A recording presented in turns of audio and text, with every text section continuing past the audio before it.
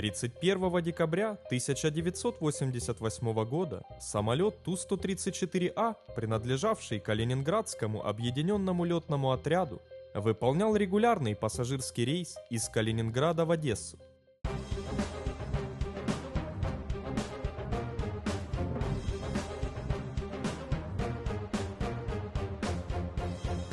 Летный экипаж состоял из командира, второго пилота, штурмана и бортмеханика.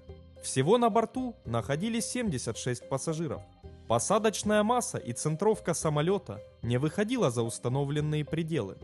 Согласно расписанию, самолет вылетел с Калининграда и направился по установленному маршруту в Одессу.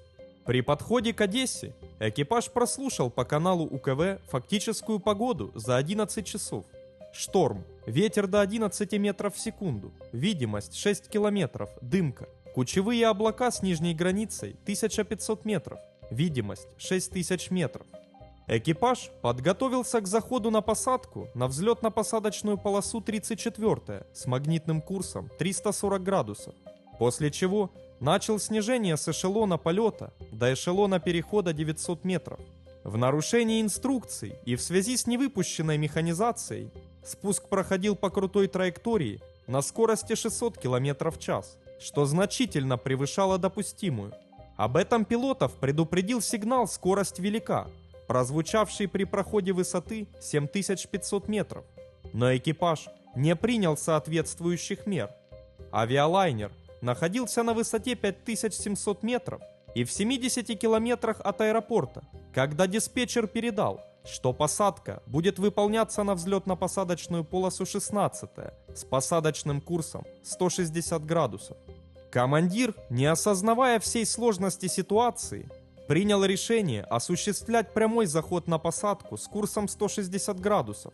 Дополнительную посадочную подготовку и повторную проверку выполненных по контрольной карте проверок экипаж не проводил, продолжая снижаться на высокой скорости, о чем пилотов предупредил звуковой сигнал на высотах 4400 и 3000 метров. Самолет снизился до эшелона перехода 900 метров.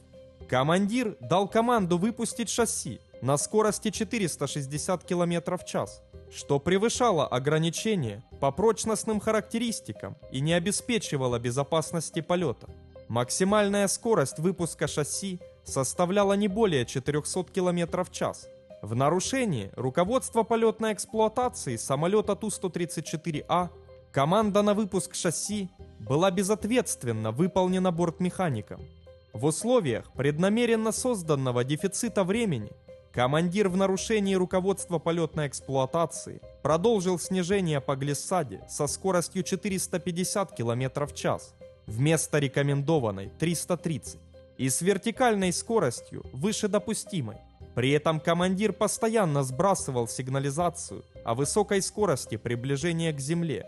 Учитывая опасность перекладки стабилизатора и выпуска закрылков на скорости, значительно превышающей максимально допустимую, командир поначалу начал переводить механизацию крыла в посадочное положение. В 11 часов 21 минуту Ту-134 приземлился в аэропорту Одессы на скорости 415 км в час при максимально допустимой по условиям прочности авиашин 330, испытав при этом перегрузку 1,25 G. Касание со взлетно-посадочной полосой произошло в 800 метрах от ее торца. Через пару секунд были выпущены интерцепторы, а еще через 6 секунд, когда скорость снизилась до 380, были выпущены закрылки. Реверс двигателей использовался до полной остановки воздушного судна. Из-за высокой посадочной скорости самолет выкатился за пределы взлетно-посадочной полосы на концевую полосу безопасности и, проехав ее полностью, остановился лишь в 1,5 метрах от схода на грунт. На борту самолета никто не пострадал. Значение посадочной скорости в 415 км в час может считаться мировым рекордом в гражданской авиации, так как неизвестно ни одного достоверного случая посадки самолетов при таком ее значении. Даже у сверхзвуковых Ту-144 и Конкорда посадочная скорость составляет от 290 до 330 км в час. Расследованием причин инцидента Ту-134 Калининградского объединенного летного отряда занялось Министерство гражданской авиации СССР. Причиной авиационного происшествия явилась совокупность факторов, приведших к выкатыванию судна за пределы взлетно-посадочной полосы. К этим факторам относятся заход на посадку, производство расчета и посадки без выпущенной механизации, а также посадка на запредельной скорости 415 км в час вместо максимально допустимой 330. Однако первопричиной появления аварийной ситуации стало нарушение командиром дисциплины, которая выразилась в невыполнении повторной предпосадочной подготовки и проверки по карте контрольных проверок при смене курса с 340 на 160 градусов, что привело к необоснованному решению выполнять заход на посадку с прямой при нахождении воздушного судна на высоте 5700 метров и удалении 70 километров от аэропорта Одессы. Вместо единственного правильного решения о заходе по установленной схеме через ДПРМ. Также спуск с эшелона полета до эшелона перехода выполнялся на недопустимо больших скоростях полета. Выпуск шасси производился на запредельной скорости, выходящей за пределы летных ограничений, исходя из прочностных характеристик воздушного судна и из-за преднамеренно созданного лимита времени снижения по глиссаде на недопустимо больших скоростях.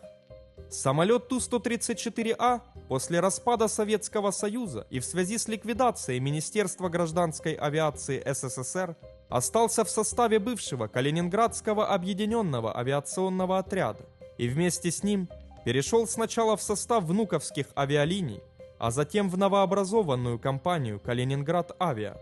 После ликвидации последней авиалайнер перешел к ее наследнице КД Авиа.